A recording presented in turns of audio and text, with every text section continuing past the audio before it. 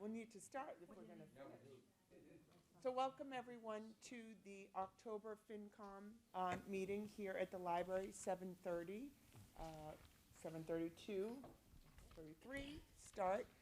We have granted permission to Westcat to record the meeting. Does anyone else want to record? Great. Okay, with that, we'll move to the Pledge of Allegiance. I pledge allegiance to the flag of the United States of America and to the republic for which it stands, one nation, under God, indivisible, with liberty and justice for all. So tonight is similar to the format of our last meeting, where we'll get updates. We have Mike Jaillet here to provide some updates on DPW and other questions that we had put forth to him. We have Tom Philbin has come back. Thank you for giving us an update on any energy initiatives, and Tricia Perry will go through what's going on with the library. So without further ado, Julie, Mike, can I go make ahead. one request before we Sure. start, and that is... I'm sorry, and Chief Decker, sorry. I don't know if many of you know, but Stephen Gordet passed away, town moderator, about a week ago, when I went to his service. And he appointed me to the FinCom 13 or 14 years ago. So I just thought it would be nice if the FinCom recognized the tremendous service that Steve provided to this town and extend our best wishes and condolences to the Gordet family. So I just Thank like you, that in Jim. the minutes and I didn't have us to realize that. recognize that. Thank you for the update. Thank you. For letting us know. Okay. With that, Mike and Chief Deckers, thank you. Sorry, forgot you were That's okay. part of the presentation here. And thank you, everyone. It's been helpful, I think, for everyone who's presenting to have kind of our questions or areas of interest ahead of time. So thanks for helping compile that. So we have them on page 2. Okay. So before I get started with, we got your questions, we got who you wanted to speak with. We made a decision that we would not be discussing capital or any budgetary or any personnel. Those are issues that have not been brought before the Board of Selectmen. We're just entering the budget cycle. We felt it wouldn't be right to make that presentation in front of the Finance Commission with some of our departments and not all of them, and before we've had a chance to go to the Board of Selectmen, see what they're supporting, what they want us to go forward with. So we've elected not to talk about going forward from here. What we've focused on is what we've been doing over the course of the year with appropriations that we received last year or projects that we've initiated in the current year that we're working on within this budget. And so, you know, I hope you'll understand that and respect it. I'm going to present on the Department of Public Works. Todd's away, and Jeff was unable to make it, so the police department as well. I've asked John to be here for fire. Tom will give you energy like you already noted, and Tricia's here for library. So let me start with DPW. They started what is called a simple recycling of textile program this year. I don't know if you're familiar with it yet, but if you're not, they've signed a contract where we will be recycling textiles. On a household, every household will be given 2 plastic bags. I guess they're yellow in color, with instructions on putting any types of textiles that you have that you'd like to get rid of out with your recycling bucket. They'll pick that up, leave you more bags. So if you put out a bag, you get another one back. You put out 2 bags, you get 2 back. So you can continue to do that. The expectation is about 15 tons of material will be recycled over the course of the year. As you know, we pay not only to transport, but we also pay tipping fees to get rid of our recycling product. So that's taking out an element that we don't have to pay tipping fees for.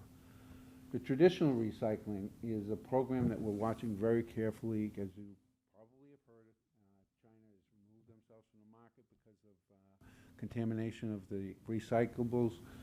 We are making every effort we can to teach people what is recyclable and what you need to do. For instance, if you had glass containers and you're going to recycle them and they had a metal top, you shouldn't put the metal top and the glass container together, you should separate them.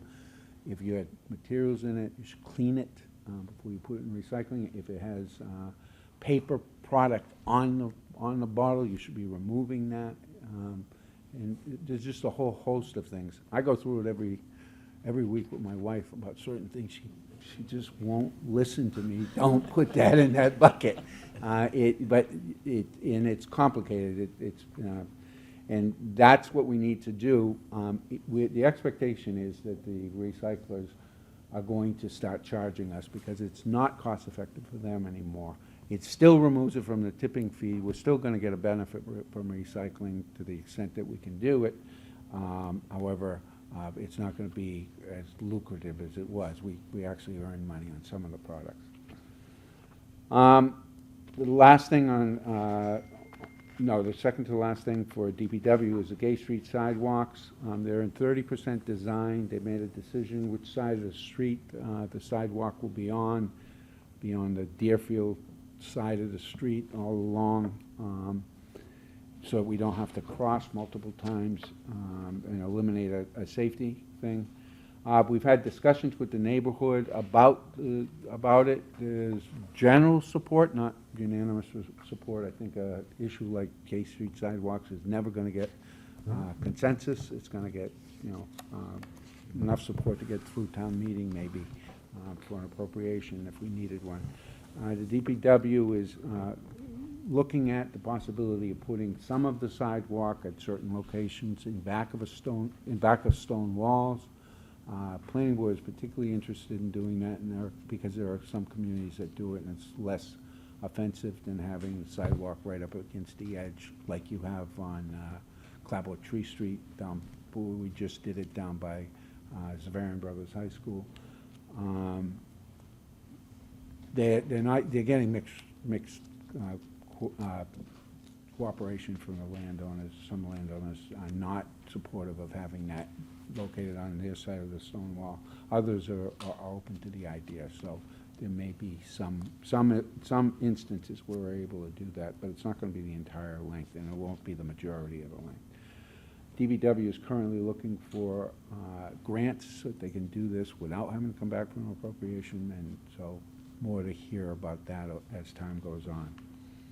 The final thing I'll talk about is East Street replacement. I gave you an MBTA notice that's going out. We're trying to heavily promote the fact that the East Street Bridge will begin its replacement this weekend.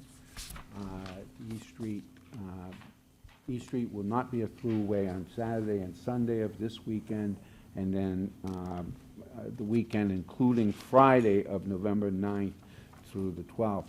Now what they're doing is they're removing the bridge that exists there today, and they're going to haul in a bridge that's been constructed, it's already done, and going to put it in place and then put the tracks back over it over the 2 weekends.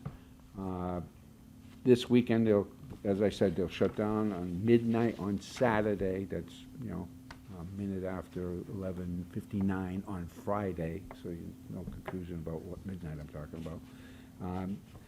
There'll be a detailed detour route that will be implemented with a lot of signage and message boards. They'll be installed in advance. The MBTA will be transporting commuters on the rail Saturday and Sunday from Norwood Station to Dedham Station, so just go loop around. Work will be completed on Sunday night, and so it's reopened on Monday morning. The whole point is to keep it open during the weekdays so commuter traffic and school buses aren't impacted. On November 9th, there'll be a more complete shutdown of the road. It will start on Friday, not Saturday, so there will be some impact on school buses and commuter traffic. I think we've been talking to them about holding off until 9 o'clock on Friday. I'm not sure that's going to happen.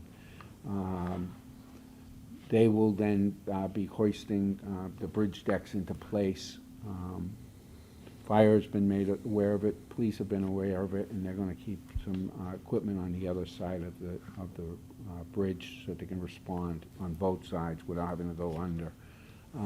The detours will be the same as the previous meeting. The MBTA, in this instance, will be running buses from Franklin, the beginning of the Franklin line, up to Dedham, and then the train will take people into Boston from Dedham.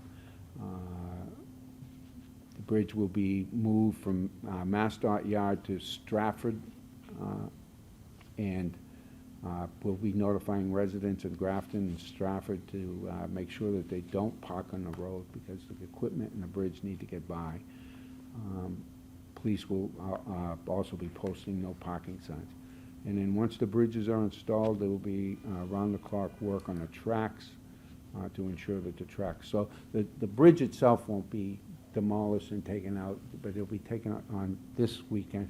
Just the abutments, I believe, will be taken out, and the tracks will be replaced the next weekend on November 9th through the 12th.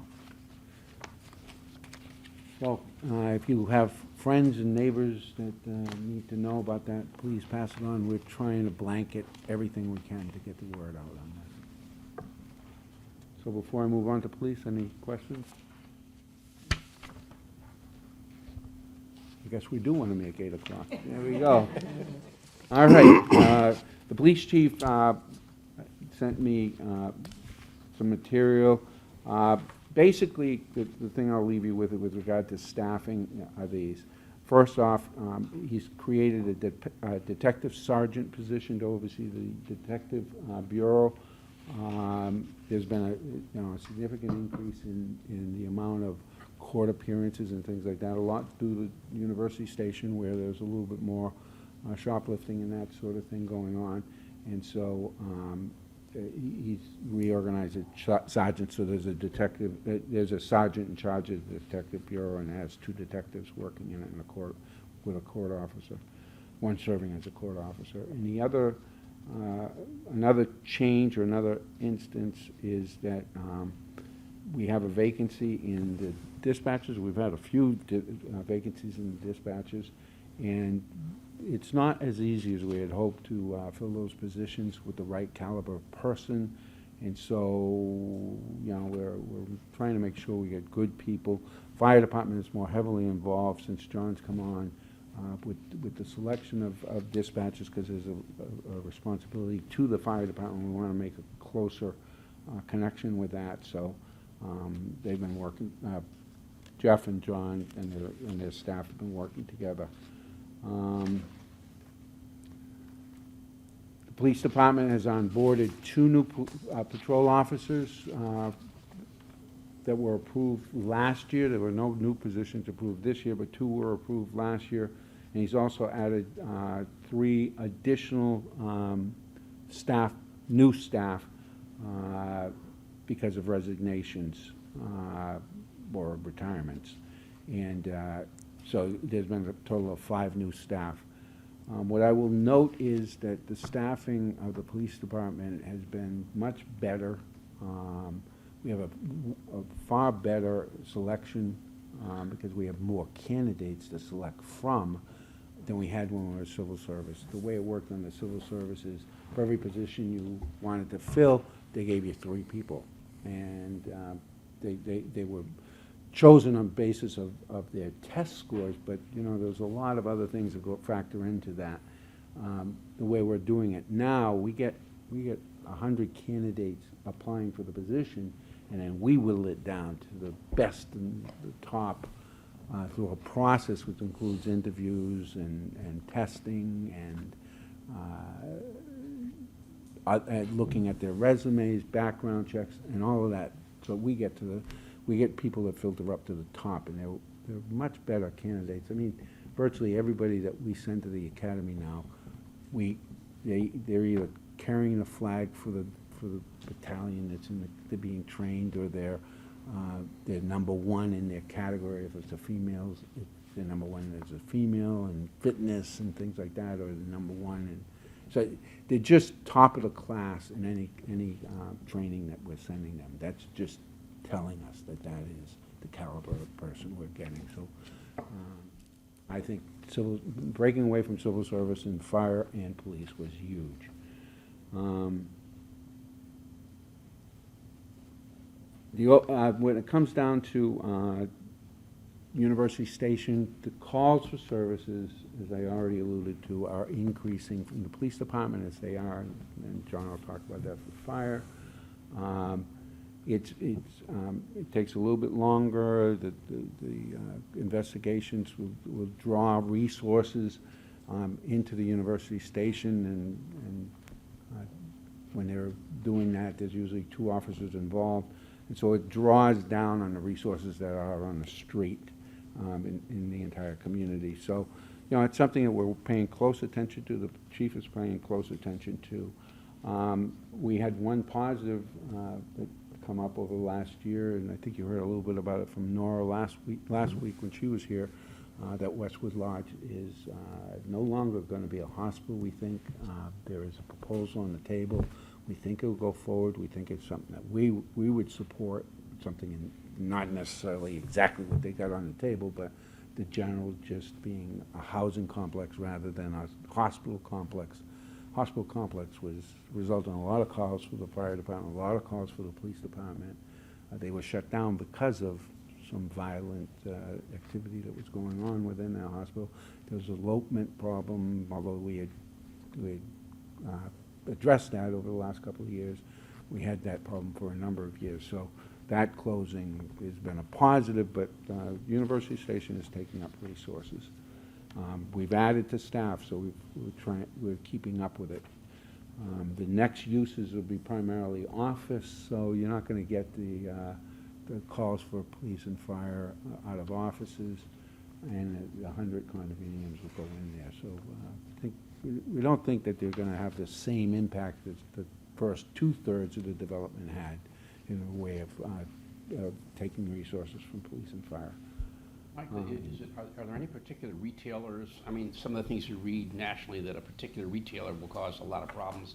Is it spread across all the retail, or is there one particular retail that's... Well, there are certain retailers that I've heard about that get hit by these professionals that swoop in, they blanket the store and swoop out, and they get on the highway and they get out of here. So, you know, there are a couple of stores, I don't want to name them, but a couple of stores have been particularly targeted in that way. That's a significant issue. Is there any thought, I don't want you to name them, but is there any thought of approaching those retailers and basically saying that, you know, either if it gets to a point you're going to have to start maybe contributing to the cost of, or the diversion of resources to take care of this? Well, that's kind of what we did with Westwood Lodge when we got to that Okay. point. So, you know, I'm sure we'll have that discussion as time goes on. Yeah. And they can always do more in security than what they're currently doing, you know, in the way of cameras and things. But, you know, these professional guys or folks are difficult, you know. We hear about it. It's not only here, it's in other places. So he wanted me to mention the overview of accomplishments that they've had. They completed the successful construction project and operating the new station, not without its problems. It's had some HVAC problems and some other things that we've addressed. But by and large, the police station is functioning very well. He's filled vacancies, as I already mentioned, to address service demand, and the caliber of the candidates has been terrific. They successfully integrated the K-9 program, which he believes, well, he knows, saved multiple lives, suicide, curbed suicidal or combative mentally disturbed people. So he's proud of the K-9 program that he started. Successful training of 2 SWAT officers, Officer Pillai, who's also the dog K-9 officer, and Jerry Murphy, to address significant concerns in the region. And then they're strongly committed to involvement of volunteerism, low crime, no lawsuits, and high morale within the department. And again, I've mentioned that the top challenge is filling the dispatcher position, as I talked about earlier. managing the overtime created by non-discretionary unplanned absences with the police force for sick, being hurt, use of vacation, and things like that. And then the department has summer retirements that will be upcoming within the department, within its upper level staff. And when those occur, they'll need to be filled by some people with a little less experience, and the incumbents that are leaving them, and so they'll need to grow into their positions. So that's the police department. Back to the lodge. Is Yeah. it too early to tell right now if that field is going to be retained? That would be high on our priority, and we communicated that to the developer when we met with them. And the zoning provision under which they're coming provides for that, in order to get the density that they're looking for. It's a 55 and older program. Open space has to be provided, and we're basically pointing to that and saying, that's our open space, and we'd like to have that. And in the preliminary plans, exactly that. They show that as being retained. And with regard to affordable, it's another issue out there. That program would be required to come up with 15% affordable units, which is 5% above the 10% that makes up for their impact, so that those extra units will count toward the small but real deficit that we have with the development that's occurred in the last decade. With all the hiring that he's doing, I assume he's conscious of retention of the staff? If you're hiring the top, do they want to go to a bigger department? Is there anything he's No, doing? He's cognizant of that. We had two of the vacancies, two of the guys that we hired left to go to the state police. So it's going to happen. Some people come onto it. I mean, they're indicating that they want to be a police officer in Westwood for the rest of their life. Okay, but sometimes they don't. But you Yeah. have to provide some sort of path for Right. promotion. Okay. Right.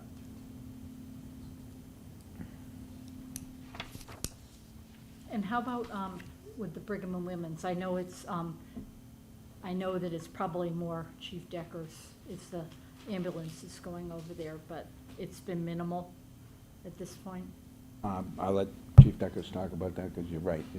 It's Just opened up within the last 2 weeks, so. I had one call, I know, the Yeah, first. very quickly. Go ahead. All the questions? Yeah, any questions for Mike before, thank you very Yeah, much. no problem. First, I would like to thank the committee for all your past support of the fire department, and also ask, we are going to be starting our Adopt a Hydrant program, so get out there and spearhead that for us and get your neighbors on. Pretty soon, we've worked with the IT department to get a website. We're building all the technology to support that. Hopefully down the road, we'll have it so that it'll be a challenge and, fun to do while you're out there serving the community and helping out. So I was asked to put together some trends and some information about University Station and the impact. We're looking at basically a 4-year study so far, from when that basically came online to the beginning. So in the 9-month period in 2015, from April 1st to the December 15th, 9 months, we went to University Station 240 times. In 2016, we went 375 times. In 2016. In 2017, we went 372 times. So those 2 years were flat between 16 and 17. It was about the same amount of volume. If you looked at the numbers of 15, it predicted we would be in at about the 375 range. There was a little bit of an outlier in 2016 because they had some major problems with the fire alarm system down at the Gables. We ended up going down there for 29 false alarms in 2016. That has been since rectified. Most of the calls that we go to now, even though the tenants still feel they're false alarms, they're actually real alarms. Somebody caused the issue to occur. It's not the system itself. So that has fixed itself. So 2016 and 2017 were relatively flat in the sense of what we were doing, about 375 calls a year for service. Between January 1st and September, the end of September, the fire department had already responded to 376 calls in the 9 months, in those first 9 months. We are on par to be at about 501 calls before the end of the year down at University Station. Now that seems like a lot, and it is a lot, because it's about 42 calls a month. However, it still sits at 14% of our total call volume, because our call volume from 2017, and it's predicted in 2018, our total call volume in 2017 was 3,099 calls. In 2018, we are on the path to hit 3,575 calls. So we are doing a lot more calls. About 78% of that is medical calls, which is a weird number, because in most emergency service, fire-related emergency service, that number is closer to 85. So we do our fair share of both sides of work, both in the EMS field and the fire delivery field.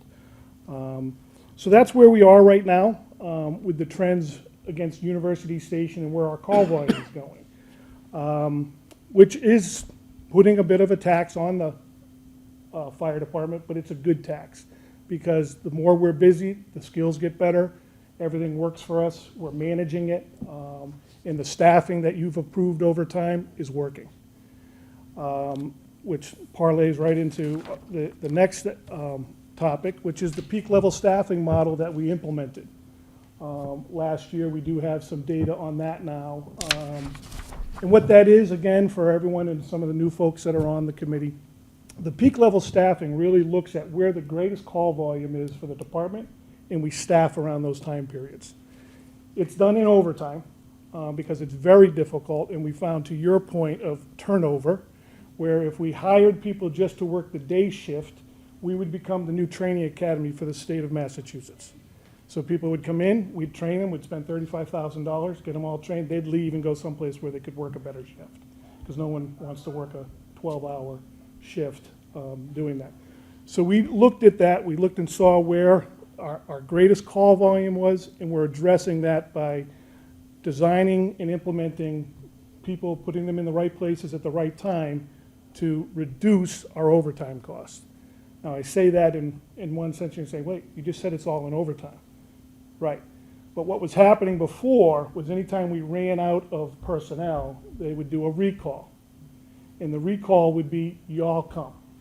So I could go anywhere from 1, 2, or 3 people coming back for a recall to 11 or 12. When I first got here, my heart like pounded out of my chest, because the first 4 or 5 recalls, there were like 12 people showing up. And I'm like, 12 people times 4 hours is 48 hours. I'm going to click, click, click, click. I was really nervous.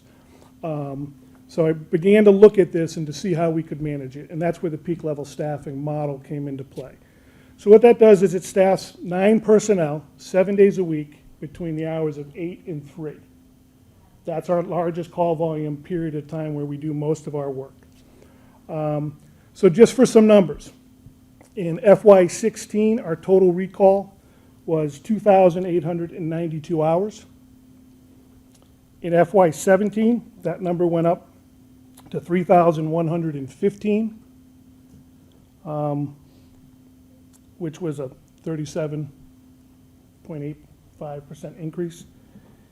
In FY18, well, year 18, really, FY18, that number, we were able to carve it down to 1,936 hours. So we had a substantial savings in the number of hours. I think it was almost 1,180 hours, roughly, of what we were able to save by utilizing that peak level staffing concept.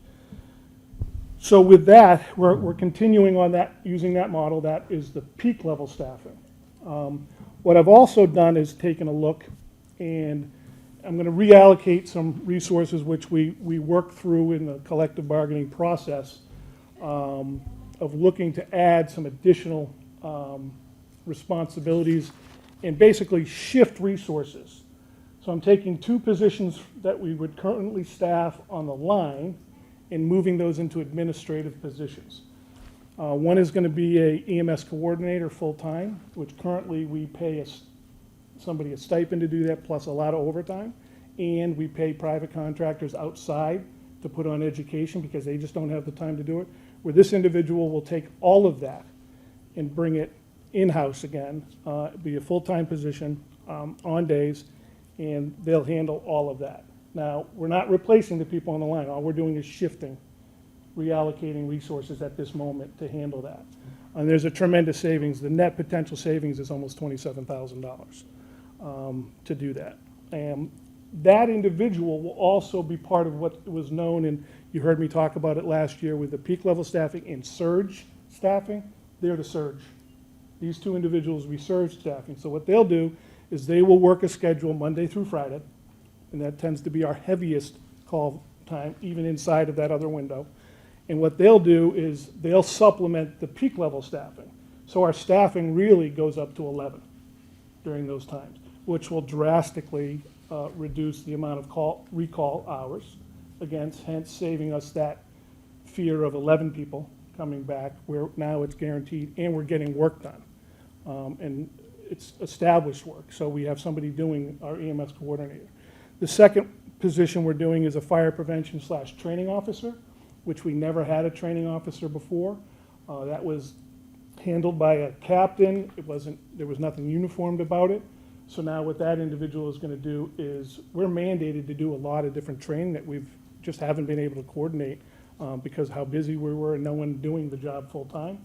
Their full-time responsibility is going to be fire prevention, meaning they go out and do inspections, pre-plans, review plans, and actually do the final inspections. And they're fully in charge of the fire training side of the house, where the EMS coordinator does the EMS side of the house. So we'll have 2 dedicated people. That comes into play when you start looking at the insurance rating for the town, the ISO rating, because we are required to do training and documenting and all of that. These 2 people will start to handle that whole side. We're hoping to better our insurance rating, which in turn helps you with your homeowners and business insurance. So those are the 2 positions, and that's basically what the fire department's been doing. We've been busy. You've probably heard in the paper. I mean, normally when you see our stuff in the paper, it's never good. At least for the person experiencing the worst day of their life. But we are starting to do more positive stuff. We're getting out there in the public. We had a great time at Westwood Day. We had the state trailer come in, and we showed some live burn demonstrations on why it's important to have sprinklers in your home. And if you can't have sprinklers in your home, at least sleep with your door closed at night. Check our Twitter feed out. There's a video on there that really speaks to that now. And that's another thing we've done too, is we've really ramped up our technology. I also have an individual working as a dedicated PIO part-time and getting all that work done for us and getting us advertised out into the public. So that's what the fire department's been doing. PIO is, Oh, I'm Public sorry, the information. PIO is a public information officer. So with the decrease in recall hours, that affected your staff's income, annual income, because they weren't getting all that overtime, right? You would So- think I that, would think, you would yes. think that. However, the peak level staffing is overtime. So it's, that overtime has slid in and taken part of that component. And they can plan that overtime versus the other one where it was hit or miss. Maybe you weren't around if you were on the department when all the recalls happened, so you didn't have a shot at the recall. Now everybody has an even shot at planning that time for themselves. So it's affected the management of your department, not so much the budget? No, because- it will have a drastic impact. Right now, we have 6 vacancies. So right now, we're not seeing the impact we would like to see with the peak level staffing, because we will only staff to 9 when our normal complement of 10 individuals falls below 9 during that time. When we're fully staffed, that will occur occasionally during the summer, but not during this time of the year, because most people come to work during this time of the year. They're not taking their vacations. So it will tend to even itself out in the long run as it gets better. But yes, we're seeing a much drastic reduction in the recall, even though we're paying it out on the other side. the other thing that I think is worth mentioning, that you always talk to me about, is the impact that that has. When people come back on a recall, they sit around. When they come back, when they're planned and they're working. So what Mike is explaining is by contract, if we do what's known as a box 12, which if there's smoke in a house, it's a full recall, people come back, they're guaranteed 2 hours of pay. If they stay longer than 45 minutes, they get 4 hours. 45 minutes, 50 minutes, they leave, they still get 4 hours pay. So here, and then we also have a box 44, which is a full recall, 4 hours, you come in the door, it's 4 hours pay. If I look at those numbers, most of the time, I would say it's rare on a 44 that anyone stays longer than 45 minutes to an hour. So we're paying an hour, let's say, of overtime, but we're being charged 4 hours of overtime. So that is where we start to see that savings where, because now it's dedicated, you get 7 hours planned, maybe, this week I think we've only had 2 or 3 people on peak, where in the summer we were seeing 2 people a day on peak for that 7 hours. So, but that's the big issue where we're gonna start to see bigger savings because we don't have someone working for a half hour and getting paid for 2 or 45 minutes, 50 minutes and being paid for 4. And my point just beyond that is that the person that we're scheduling for the 8 hours, is it? 7 7 hours. hours to come in, they're working 7 hours, so they're not expecting to leave, they're expecting to work, so that there's Yeah, we're things getting that more need to training be done, due, more pre-planning done, training, more yeah. inspections. It's Stuff that we everything. haven't been able to get done before, we're getting done now. Those are productive hours. It's productive hours opposed to unproductive hours. Just a question on University Station. At the last FinCom meeting, Nora mentioned that the Pulte project, the condominiums, like the first 45 units sold out in an hour. So being curious, I tried to do some research online. I couldn't get much data, so I went down there and I got a brochure. And when I was reading it, what surprised me is that beyond the first floor, 2, 3, and 4 stories are all wood frame. And I was a little bit surprised that for what they were getting for those units was wood frame construction. I was curious. Is that, I would assume they can do that, it's the builder's discretion, but I thought, is there any concern over that, or? My biggest concern is during the construction phase. Okay, After occupancy, the building is fully sprinkled. that's right, okay. So I'm not as concerned, I'm not saying that there can't be a problem. We've seen plenty of issues on TV, Yeah. but most of those big fires that you've been seeing of wood construction are during the construction phase. Even the one they had recently in the city of Boston. Right.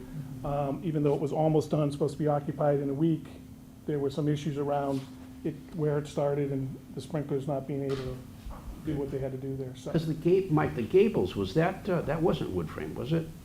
It is wood frame? Most of the places Yeah, are doing wood frame. with the- what ends up happening with the steel frame, they gotta go above the 5th floor, I think it is. It's up to the 5th floor and then anything above that. So usually if it's either under 5 or 5 and under, or 9 and above, if they're getting into steel construction, they wanna go higher. It also depends on what you're doing for the occupancy. So certain occupancies would require different types of fire protection. Okay. in No, construction. just a curiosity question more than anything else, so. You talked about the increase in, how all your calls have gone up. Where are you seeing specifically at University Station? Because we had discussion about like the urgent care place that's in the mall part, versus like Brigham and Women's. I know they've only been open. I know a lot goes to Bridges. Is there any, like, is it more going to Bridges or? We do a lot of calls at Bridges, and basically throughout. Okay. I mean, I haven't drilled, I look at it as globally as university, not by site. Okay. Because for us, it really doesn't matter right now it doesn't really matter by site for us right now. But I think from a planning board side and looking at what's going in there and approving it, I think it's helpful for us because a lot of times we're looking at those types of things coming forward, where they're gonna have an urgent care or they're gonna have some medical Yeah. facility. I mean, so we see calls at Lifetime Fitness. Oh, I mean, okay. people working out and not feeling well when they are midstream. A lot of calls, like I said, at Bridges. The urgent care hasn't even come online yet at Brigham's. Oh, but I mean, there's a small one There's over a by smaller the- one, we yeah. get some calls there, not a lot. We get a lot of medical calls coming out of the Gables, just residential building. I mean, I can break those numbers down, you know, probably next year, Yeah, when, you know, we just went online with our new incident reporting system. That's where all this data's coming from. I had to convert the old data over, so it's not as clean as I would like it. But moving forward, I'll be able to drill it right down to types of occupancies, you know, and these types of occupancies where I had this many calls. yeah, because especially I would think as some of the leases run out and there's a changeover in business, we want to be conscious of that. You know, if there are any required changes, zoning changes on our part, we don't want it to all be a certain type of, you know, if it's going to affect the fire. We certainly don't want all urgent cares done. And the other question I have, and this went back to years ago when we were first looking at the staffing. Have you had any situations, especially now that your numbers have gone up, where, you know, you're out on 2 ambulance calls and, you know, we always look at the scenario, there's the 3rd heart attack in town, and, you know, we've had to go mutual aid or been concerned about coverage? Has it been pretty much?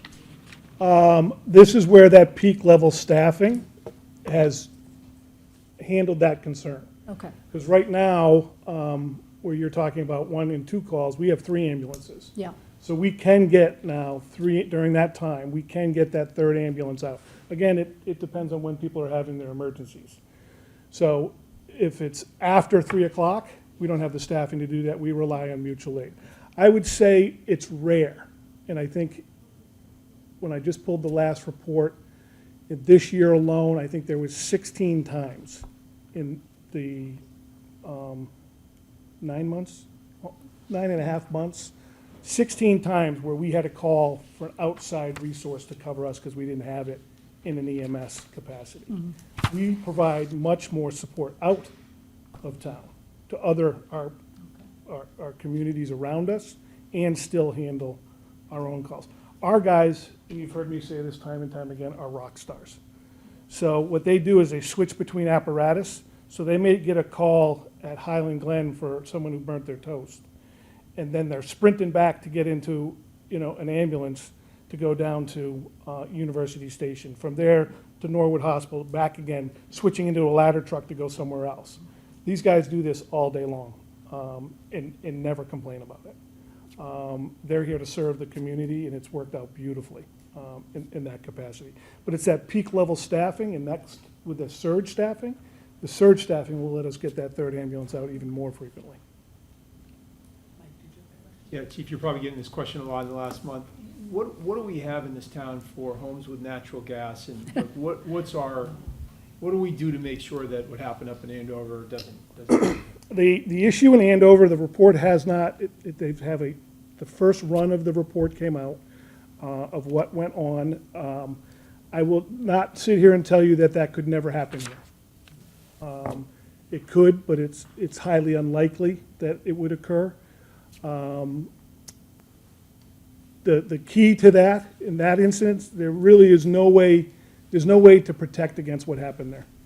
That protection is done at the gas company's level. There was a failure of a piece of equipment, basically, that caused that to occur. For the most part, that fuel is a very safe fuel when installed correctly.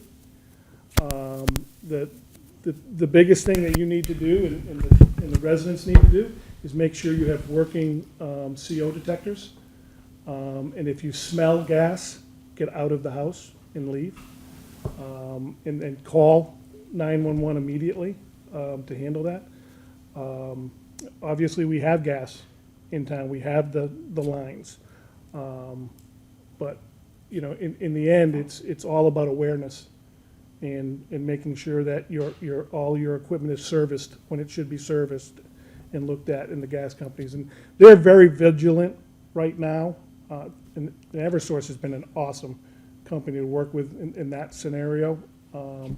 So hopefully that will never occur. Do you have a sense of what percentage of our homes even have I it? don't, not off the top but of in my head. addition, we have the pipeline going through town too, so that's, I assume that's Algonquin. yeah, the Algonquin pipeline. I assume that's high pressure too, is. so. It goes, Yeah. you're right, it goes through. Through. town. Now, Yeah. it's been, the one behind The high school, high yeah. school was punctured once by construction, so it can happen. That was a pretty serious situation. I think it blew the guy off the piece of equipment he's working on. Didn't die, but, Those are the biggest issues. Most of the issues, Mike, is when contractors dig or homeowners dig where they shouldn't. Right. That's why we're extremely vigilant as a fire department, and, you know, we get a lot of pushback from residents on this, where we will only allow certain type of installations in your home. You really can't install multiple 500-gallon tanks throughout your property, because when that occurs, people have no idea, is this the line that they cut through? Is it that tank over there? You know, what's feeding what? So our fire prevention office does a stellar job when it comes to that and making sure that those installations, because those tend to be a little bit more bothersome than the actual gas lines themselves. Because they're two different types of gases, too. You know, propane sinks, natural gas rises. So, you know, they have two different concerns for us. Any other questions? Great, thank you both. That was a tremendous help. A lot of good information. Oh, a lot of your work done for next year, I Not think. giving a lot of time. I know. Absolutely. My kids. 11:16, but that's a something. 3-2, top of the eighth, Red Sox. Actually, been on the second, been on first and second. as a board. Top of the eighth. Oh, so it's us. It's us, yeah, with two guys on base. All right, as you all know, we've been, pardon? Thank you. We've been a green community now for approximately 4 years. I forwarded everybody a list of everything we've done, and I prepared a summary, which I'll go through now.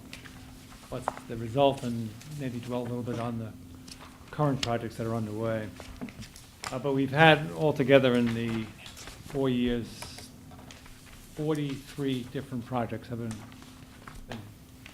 either, there are 7 of them already that are not finished, but of the 43 projects initiated and were finished. The total value, excluding the solar installation, is $2,175,000. So we've got over $2 million in projects that have been done. To offset the cost of that $2 million, we've gotten $1,033,000 from the green communities. We've got incentives from Eversource of about $431,000. So we have a total incentives money of about $1.4 million we've gotten off to offset the $2.1 million in projects. The town has, excluding the streetlights, has put up $411,000 of their own cash. And the town, when you take into the streetlights and include that, which was voted in, the reason it's separate is because it was voted at a town meeting as a separate item. It wasn't money that I had to go scurrying around getting people to give me. This was money that was allocated. The total investment counting that is $711,000. The annual savings, excluding solar, are approximately $171,000 a year. And when you put the solar into it, the total savings by these projects reaches out to about $241,000 a year that we would have been paying had it not been for these projects.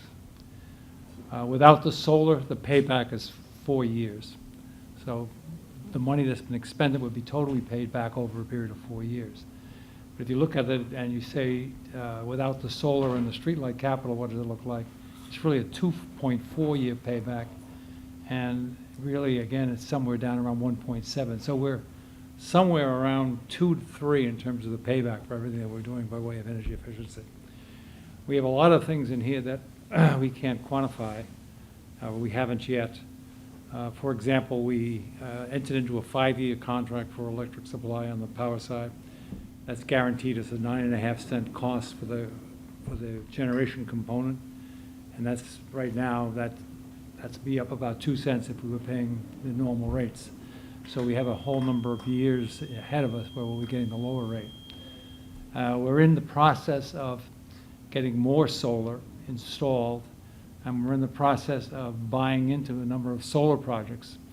And in these solar projects where the investors built the solar project, They have to get off-takers in different utilities, and they then, the utility gives us the credit, and then we give to the owner of the solar farm, we give them anywhere from 80 to 90% of the cost. So we pick up whatever our utility bill is. If it comes in at 90,000, or say 100,000, we get 100 and some thousand in credits from Eversource toward our $90,000 bill. And the difference is just found money that we have that we can use any way we so fit. Usually it offsets the bills, especially the electric bills. So we have a lot of that coming in now. We've also had a lot of infrastructure improvements that don't show up in savings. Downey, for example, when we did the project, it turned out the transformer was out of date and leaking. So it has a whole new transformer. Downey also, they told us that the lines that came into the school were 50 years old and buried bare without any conduit. So we had to figure out a way to get across the street. We had to put up a pole, bring a wire across the street, knock a tree down, up another pole, and then drop it into the ground, bring it into the transformer, and then dig up from the transformer and bring it all into the school. The net result is we have a state-of-the-art electrical system at Downey that's now approximately a year old, totally being paid for by the solar generation at Downey. So it was about $1 million in materials that were put into the Downey school that essentially are being paid for by the solar and the roof. The solar on the roof at Downey is kind of the superstar at the moment, is generating more than it consumes in the summer. So we've been now allowed to take the credits of the excess from Downey and use it toward the high school, where the solar at the high school does about 25% at the peak of what it consumes. That was because the roof at Downey was ideal for solar and lining it up. The roof at the high school was far more difficult to deal with, and we had a lot more community objections to doing anything with the roofs at the high school. We also got in with the solar, what they call the SREX 1, the renewable energy credits in the phase 1, which essentially for every kilowatt hour that's generated by our solar, we get a 26-cent credit to offset the approximately 15 cents that we're paying. So we collect the 11 cents in between. So that's where the up to $70,000 a year in benefits that we get from the solar program. You don't get that anymore, it's gone. Unfortunately, if we put up all we could have at the time, we'd have a lot more, but we didn't. This year, the projects that we're doing are, we have a very sophisticated air control system that was put in that saves energy, but it also runs off the CO2 content in the air. And what it does is it measures the CO2 that's being pumped into the school, because the children, when they're in the schools, CO2, that's the natural effluent from their bodies, that has to be ventilated. The system now keeps that CO2 level at a certain, it detects the CO2 and keeps the ventilation going in such a way that the CO2 levels are depressed and it stays down, because if the CO2 levels get high, it can dull the kids. It doesn't hurt them, but they tend to get sleepy and not as interested. So the system is designed to optimize the quality of the air that's in the system, as well as it saves energy. We have the same system installed now in Downey. We probably will look at those systems in the high school on the first and next. They're expensive. In both cases, we had to do it over a 2-year period. I couldn't get enough money together and do it in any 1 year. But they both are working very well right now. So, and then there are other savings. For example, I haven't on your list, you'll notice that at the senior center, we're looking to try and find a way to put a whole new heating system in. The one they have is terrible. So I have a $70,000 capital in here that I'm close to assembling, but there's no savings. The new heating system at the senior center will actually cut their gas consumption by at least 60%. Because the system they have is ancient, inefficient, and it doesn't balance properly and everything. So we're working on that one next. So that'll be another big savings that'll show up on these lists. In the high school, we've done a lot of work this year on converting some of the lighting that was in the library and in the cafeteria. That'll all result in some savings. We're changing the lights in the gymnasium again. They were changed 7, 8 years ago from fluorescent to this high output fluorescent, and now they're gonna go from that high output fluorescent to LED, and we expect about a 50% reduction in consumption from that. In the Thurston School, we're replacing the motors in the unit ventilators, which will again increase the efficiency of the heating. We're also changing all the lighting in the 2 gymnasiums and all of the lighting in the hallways, so that should net some major savings over there as well. None of this is included here yet, or an estimate is in some cases, but in general, it's kind of hard to predict. The biggest project we have this year is a pool cover. We're going to have a pool cover that will essentially, on the front wall where there are no windows, there'll be 3 shades that will come down automatically at the end of the day and go across the pool. And they say if you put your hand in the water just as the shades come down and you come back in the morning and put it back in, if they go up, you won't be able to tell the difference. They're that efficient in saving the heat overnight. We did put in last year some VFDs on the pumping.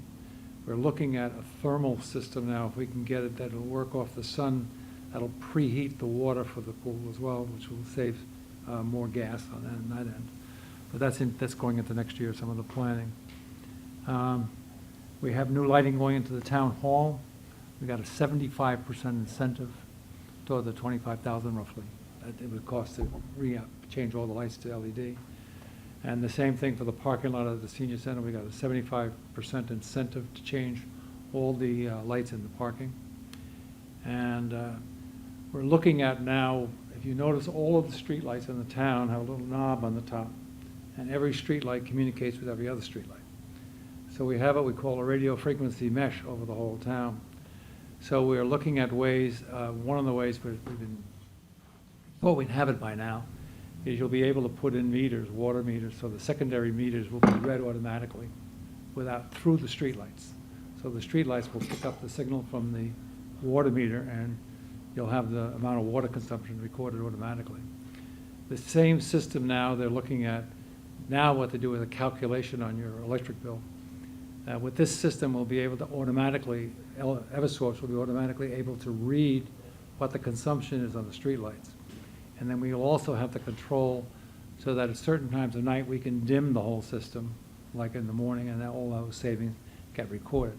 Right now, the PUC doesn't allow that, but that's a new rule that's coming out now that'll allow us to take advantage of that ability to control and go up and down. And then there are a lot of other little things you can do with the system, which we're exploring. One of the, I find unique, is a gunshot detection, where somebody shoots a gun off in town, the latitude and longitude of the firing automatically goes to the police station, and they can dispatch somebody within 3 minutes to the location. And they have all the exact information of where it is. So that's a quick summary. We have a lot of things we're doing, and the savings are very impressive. We have a lot of support. The town has been wonderful in terms of supporting me and getting me what I needed whenever I needed it, and everybody is now, kind of fitting into the whole thing really well and beginning to like it because they see the advantages.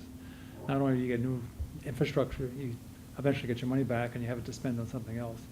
The town has even allocated some of the incentives this year, allowing me to plow it back into other projects. So as we got an incentive, we were able to use it again to generate more incentives and more energy efficiency. And we have one last thing that we're starting, and you'll see it, WEAC will be starting to advertise it. The citizens of the town will be given the option to buy into a program, and if you buy into the program, you can do everything from saving a penny to spending an extra penny on and that depends on whether you want all of your electric or 50% of your electric or none of your electric to come from a totally renewable, climate-friendly source. So if somebody really wants to save the climate, they can pay the extra penny. And then there's a guarantee that all of their electricity will come from renewable energy of some kind. If they only want to pay a little bit extra, very little extra, then you can say 50%.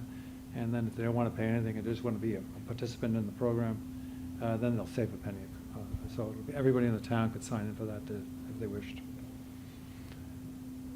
So that's it. Any questions you can have? The list is long if you have them. Tom, quick question. What's the difference between the Downey roof and the high school roof? Is it Well, the shape, high school is direction? at angles, at the wrong direction, the wrong side. The Downey is flat as a pancake, so you can orient the solar to get ideal. It's primarily the flatness versus the lack of flatness. And also at Downey, you can actually get the angle properly too, because when you put it up on the roof, you raise it slightly so that it's not flat on the roof, it's up at a slight angle. Right. So you maximize the exposure.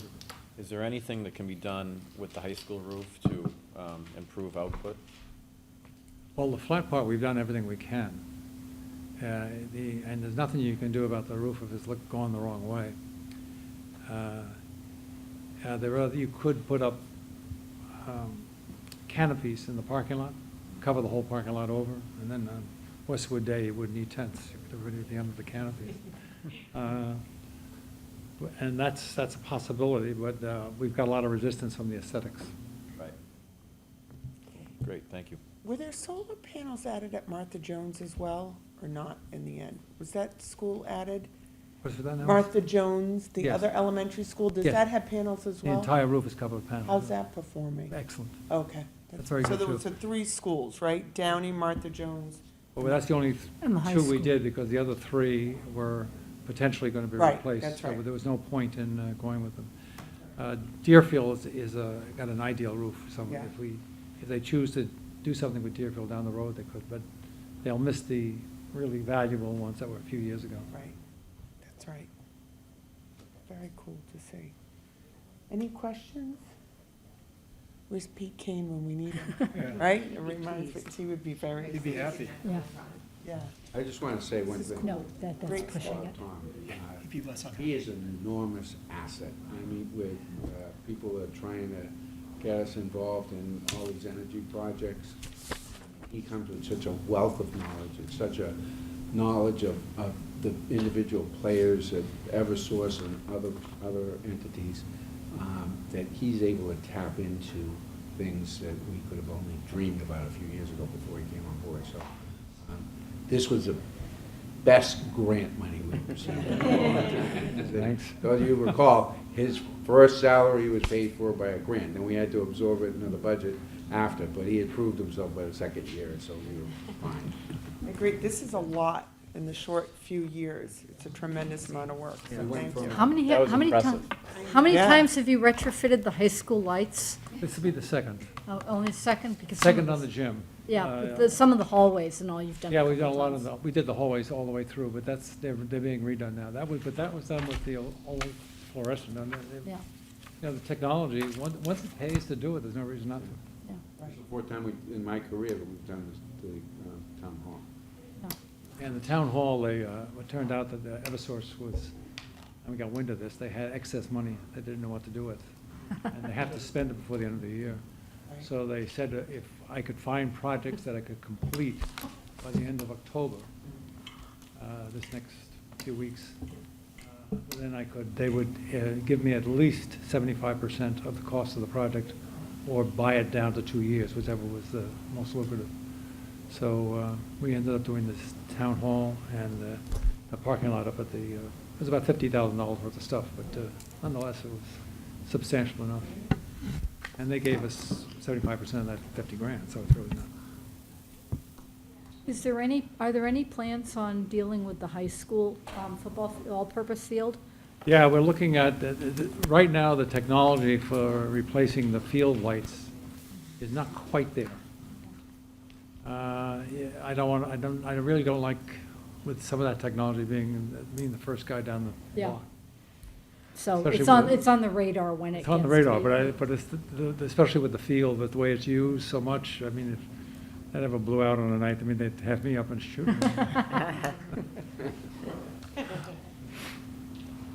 Thank you very much for taking the time. This is great help. Great story. And the Red Sox got a grand slam, so, Oh, another one. yeah, Really? on top of the eighth. What's the score? Yeah, it sounded Yeah. like there was two guys on, and then, Jackie Riley must have. Our friendly select. Poor Trish. Yeah. So you were I saying can that follow the rock stars, right? And contend with the Red Sox. 8-2 now. Oh. Thank you for coming. Thank you. Yes, yes. Other great things happen at the library every day. A lot of great things happen. Yeah. So I did do a short update on trends, but one of the things that I wanted to share, homebound delivery is something that we rolled out this year to individuals that cannot, for reasons of injury or illness, get to the library. And Karen Gallagher, who's our head of circulation, has taken the lead on that. We started it in March, and as of today, we've delivered about 360 items to homebound residents of Westwood. So it's a program that is available to anybody who has an interest, or if you know a neighbor who would, especially as we get into the colder weather and inclement weather. So that's out there for any Westwood resident, so just something to be aware of. And Go ahead, Cindy. Oh, of course. Who's providing the delivery service? So we have a volunteer list, but right now Karen has been doing most of the deliveries. We had a couple of individuals that did do it. We've also had a couple of individuals that were in the program that have dropped out, either because they've moved out of their home or they're not here. So it's a fluctuating situation. Karen really enjoys going out and making that sort of personal connection, so she's been doing most of the deliveries, but we do have a group of volunteers, and we're always looking for more individuals that are interested to be deliverers. Because I know the kids need service hours. Well, they have to drive, so. Well, right, but yeah. there's, I mean, you drive at 16 and a half, so you could potentially grab some of the high school kids. We could. I think we feel strongly that it should be an adult going into some of these homes, because a lot of them are older, and you don't know what you're gonna walk into on Sure. any given day. Yeah, good point. Okay.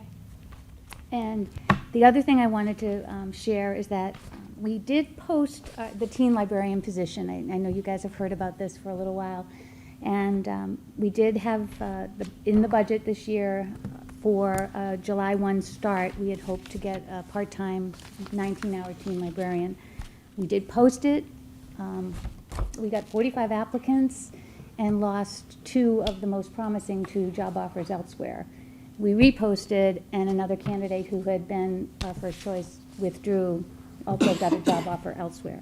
So last night, I'm happy to say that the selectmen reconsidered the number of hours, and we are going to go out and repost now for a 24-hour teen librarian position, which is more of a part-time, full-time, and hope that we get a commitment to actually doing the job that we need them to do. So that's an update that just as of yesterday. Other than that, one of the things we focused on for the last year has been readers advisory training for our staff to better assist patrons with book selection, material selection. We've really done a lot of workshops to improve skill sets, webinars. The staff have taken a lot of things that would be something to enhance readers advisory skills. And I think that the rollout from that has been an increase in the number and variety of programs that we were able to offer here that actually focus on authors and reading and celebrate the literacy component of the library. So we do have a book club for adults who love to read teen literature, which if anyone's interested in that, it meets at the Chiara Bistro, and you have to be an adult, and you can go meet with Lizzie and talk about teen books. Molly has a Friday adult book club. Karen actually does an outreach book club over at Highland Glen. Claire has done an Islington book club for years, and she's now adding a new historical fiction discussion book club. And we still have the mother-daughter book club. I know that Julie, you and your daughter participated in that for a lot of time. And we do a Wednesday teen book group as well. We had the 5th birthday for the library, which it's hard to believe the building is already 5 years old. And one of the rollouts that we did, and we had hoped to have it in time, and we got it the Wednesday before the Saturday party, so it was a little close. But we have 2 new self-check terminals. It does allow you to pay for fines with a credit card, but more importantly, it has an enhanced reader's advisory component. So based on whatever you check out at that terminal, you'll be given a list of 3 book suggestions that tie into what materials you have just selected. So I think that that's it's a new new tool, and it's really intuitive to use. Book Buzz is another bi-monthly program, and this is one that really allows all of the library staff to be rock stars. It's a revolving panel of librarians and the individuals who work in every department. Many of the talks have been filled by Westwood Media, so if you missed the Book Buzz, you can still get it. It's a group of anywhere between 5 and 6 individuals, and they share 4 to 5 titles. And it's really intriguing to see the different personalities on the panel, because most of the people who work here are really terrific readers and love to talk about books. My favorite comment about book displays and the interesting things as you see as you come in, it was a patron who said that she loves coming into this library because she feels like she's walking into a candy store. And there's so much right there, she doesn't even get past the display. So she's really excited, and she's there often. One of the Minuteman directors recently was concerned about the September attendance figures. And it was a larger library, and they had seen the worst attendance in their library that they had seen in 6 years, and it was plummeting. And so, worried about what that might mean, he did a run of all of the circulation figures for all of the Minuteman libraries. And what you're seeing is a trend, and it's a documented trend, is that overall circulation of physical items has dropped. For the Minuteman network, this was a 9% drop from September of last year, looking at September of this year, so year-to-date September, 9% in first-time checkouts. Some libraries were at 11% drop, some were at 14% down. I'm happy to say that for first-time checkouts, which is just one component of how you would measure circulation, we were only 2% down, and that doesn't include renewals. So overall, our circ figures are very robust comparatively. So, I don't know what the reason is for that, except that Westwood likes to read still books and audiobooks. Do you know what percentage of the adult population, or the population as a whole, has a library card? We're at 16,000, I think, for population, so I'd say we have about 7,000 library cards. Okay. But that includes children, so I don't know how many of those are adults. Okay. But we were at 14,000, so we were about half had library cards, but now with the population increase, I think we're still at about 7,500. But the good news is that trend in dropping circulation, network overdrive content and circulation was up 31% network-wide. So it's an offset in sort of the type of reading people are doing. So it's not as bad as it sounds. The other trend I think that we've embraced is the library of things. We started out with Wi-Fi hotspots. We had 5 originally that we purchased last summer. And the demand was so great that we added an additional 5, and then this year we added 5 more. So there's an article, it was just recently in the Boston Globe, that you can borrow the internet with your library card. And they were very excited that they had been on the cutting edge of this Wi-Fi hotspot lending. Well, they started just in September. We've had it for a whole year, so good job, Westwood.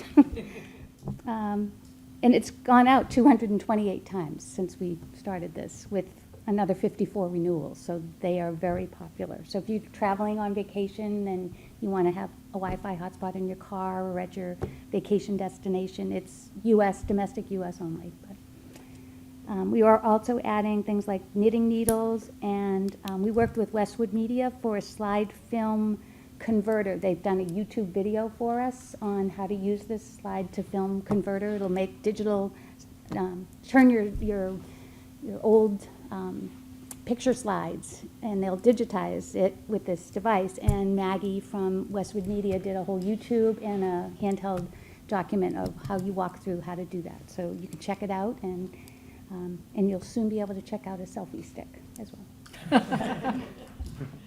And so that's I don't know if anyone has any questions. Can I ask a question about, I think October is fine forgiveness, and you can make a donation to the food pantry. Yep. So I made my donation to the food pantry, which was great, and I feel like I probably did what others did. You're probably giving more Mhm. to the food pantry than you're paying fines. Yep. Do you find that to be true? Yes. And if true, if that is true, is it something we would look at doing more often? So interestingly, Weymouth just got rid of their fines. Yeah. They're building a new $23 million library, and they felt that fines were something that they're seeing people mostly returning things on time, and felt that they didn't want to impose any additional fees on individuals. So Weymouth has done away with them. Dover has never had Right. fines for as long as I can remember. It is an incentive for people that are not going to return materials to keep things circulating. Right. You know, it goes to the general fund, the amount that we have turned in by patrons. It's a point of discussion, I guess, a lot, but. Yeah. I like the idea of the food pantry And it's the Circle of donations, you Hope know? and the food pantry, and they asked for, not food so much this year, but personal hygiene items. Yeah, it's a question, really, because it Right. would be a source of income that we would give up, and that doesn't necessarily come back to the library directly, but it does go into the town, so it would be a discussion point, I guess. Yep. On the digital stuff, Canopy, is that new, or is that, am I just out Canopy of is touch? fairly new. No, it started, I think we started that in May. And that's, so it's streaming film, a lot of documentaries. It has all of the great decision courses on it. It has a lot of foreign films that you can watch as well, and some classic cinema. It does not have sort of the box office hits necessarily. But the nice thing about it is that if you download it, it has free public performance rights for anything that you download. So if any educator wants to use it in a class, you have it for 3 days before it will disappear from your device. But because anything that's on there is always available all the time, you could just download it again. And we only pay per download. So we're paying for content that we know is being used. So we're not buying into a collection that we don't think is going to have any interest. We only pay for the content that Westwood patrons actually request. So, but Thanks. yes, it is fairly new. Yeah. Any other questions? That was Okay, great. well, thank you. Well, always great getting an update on the Great to see library you guys. stuff. Good to Thanks see very you much. too, Tricia. Awesome. Moving fast. Okay. So we only have, are they? Okay, so we have new business, no new business. Right. Right, so new business, James reminded me, is we'll continue, thank you, everyone. In anticipating of agendas, Jane will continue to kind of email everyone to get input and ideas. I think the more we do that and get adept at doing that, the better kind of speakers like tonight come prepared to help us really get to what we want, which is great. I learned a lot. I mean, we go through this for the municipal budget in a really short window of time, so it's nice to have this chunk of information ahead of time. So Jane will continue to do that. We do not have a November meeting. We have a December meeting, which we're planning to do kind of the FinCom 101 training that we talked about, a piece from Pam, piece from Dottie, kind of the overview of the charter. What does it mean when you vote in favor of indefinite postponement, and that level of detail. Why So- did you look at Tom when you said that? Coincidence. So we will have that for December, and then I think in the new year, we kind of hit our stride with the articles, the budgets, and it gets pretty busy. If you have any other ideas for what you might want to cover in December, we can fit that in.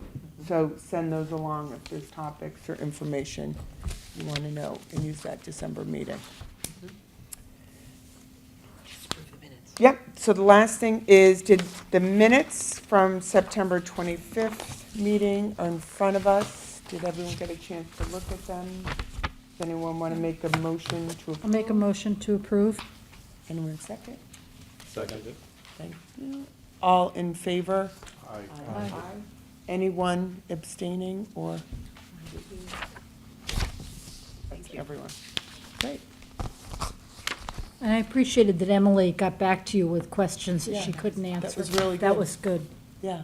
And we'll get the, there's a question on the percentage of gas, Oh, yep. right? Homes, I think I right. put that to, anything else that we had outstanding? So I've learned my streetlights now talk to each other. Monitor the amount of water I use. I can't set any fire Soon they're gonna hydrants. talk Don't to shoot you. your gun. Okay, Put a muzzle on the gun. it's 8:50. Do we have a motion to adjourn? Yes. Second? All in favor? Aye. Great. Thank you, everyone. All right.